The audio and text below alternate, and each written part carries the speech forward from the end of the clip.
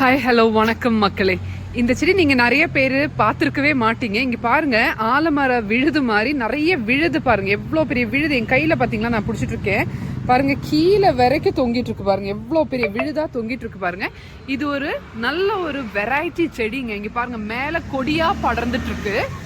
அந்த கொடியிலிருந்து உங்களுக்கு மேலே இருந்து விழுது எவ்வளோ அழகாக நம்மள ஒரு வெல்கம் பண்ணுற அளவுக்கு இப்படி விழுது வந்துட்டு இருக்கு பாருங்க. உங்களுக்கு தெரியுதா பாருங்க, கிளியரா கீழே வரைக்குமே அந்த விழுது தொங்கிட்டு இருக்கு பாருங்க. ஸோ இந்த விழுது எப்படி இருக்கு பாருங்க. இப்போ நீங்க ஒரு ஃபங்க்ஷனுக்கு போறீங்க, இல்லை ஒரு கல்யாண மண்டபத்துக்கு போறீங்கன்னா அங்கே உங்களை வெல்கம் பண்றதுக்கு நிறைய ஃப்ளவர்ஸ் இதெல்லாம் வச்சிருப்பாங்க இல்லைங்களா, அது மாதிரி நம்ம நர்சரியோட என்ட்ரன்ஸ்லயே இந்த விழுது தாங்க. இந்த செடியில இருந்து உங்களுக்கு இந்த நைட் எஃபெக்ட்டுக்கு நல்லா தெரியும் பாருங்க, எவ்வளோ அழகா நம்மள வரவே இருக்கிற மாதிரி ஒரு விழுது வந்துட்டு இருக்கு பாருங்க. ரொம்ப அழகான விழுதுங்க. இந்த செடியோட நாத்து நம்ம நர்சரியில இருக்கு.